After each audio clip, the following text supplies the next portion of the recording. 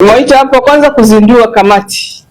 maalum ya kuchunguza tukio lililotokea ni la utekelezaji wa amri ya mahakama, lakini katika utekelezaji wa amri ile kuna mapungufu mbalimbali ambayo yalijitokeza, na hivyo basi tumeunda timu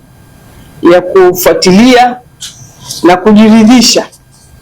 mambo mbalimbali, ambapo katika moja ya mambo ambayo tutataka watufanyie kazi ni kuangalia endapo mchakato mzima wa uondoshaji wa wananchi katika eneo lile la Kigombe, katika kijiji kile cha Msakangoto, ambapo siku ya tarehe 22 mwezi wa 5 dalali wa mahakama alikwenda pale bila kushirikisha jeshi la polisi, bila kushirikisha uongozi wa mkoa wala wa wilaya, na kwenda kufanya shughuli ya uvunjaji wa nyumba za wananchi. Takumbuka sisi kama uongozi wa mkoa tuliwaita wamiliki wa shamba la Mkonge, ambapo tulizungumza nao utaratibu mzima na mpango mzima wa jinsi ya kuondoa wananchi wale. Lakini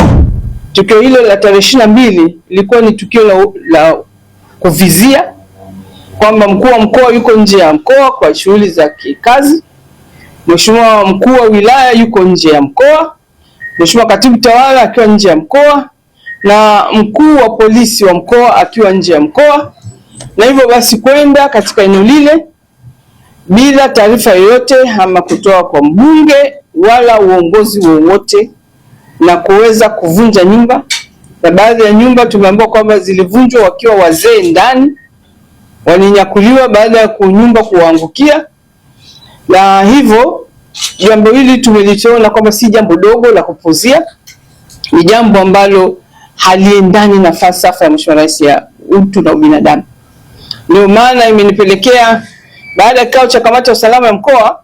kudhamiria kwamba ni lazima tukafanya kazi hii ya kuwa na timu itakayokwenda kufanya uchunguzi. Kwa hivyo tunataka tujue kwa nini hawakushirikisha jeshi la polisi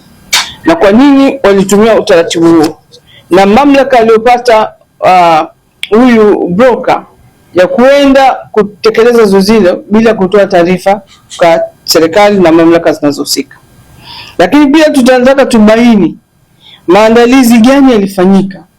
ya kuweza kuhakikisha kwamba pamoja na kuvunja pale, wale wananchi wanakwenda wapi. Tunatambua kwamba wamiliki wa shamba walitenga eneo la eka 37 kwa ajili ya kuhamisha wale wananchi, lakini maeneo yale ilikuwa ni msitu tororo wenye miti mingi na vichaka. Ni wazi kwamba wale wananchi wasingeweza kutoka pale katika hali ile na kwenda kuhamia katika eneo lile. Lakini eneo ambalo wananchi wamekaa toka mwaka 1997 ni eneo ambalo wananchi walikuwa na kijiji, lakini pia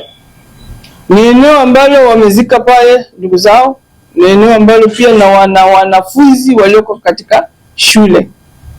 na wanafunzi zaidi ya 25 wanasoma pale kuanzia shule ya awali, watoto wadogo, ambapo eneo lile wanaokwenda kuhamishwa ni eneo ambalo litakuwa mbali sana. Kwa hivyo tunaangalia mustakabali wa watoto kuweza kuanza tena utaratibu wa kuweza kupata shule mpya ya kuingia na kuanza kufanya masomo. Kwa hivyo haya yote ni mambo ambayo tunataka timu iangalie kwa uwazi kabisa na kubaini endapo eneo lililotengwa kwa ajili ya makazi ni eneo ambalo ni eneo linalofaa kwa makazi, lakini na kuona jinsi gani sasa wale wananchi watakavyoweza kwenda kuanza makazi mapya na kuendelea na maisha yao kama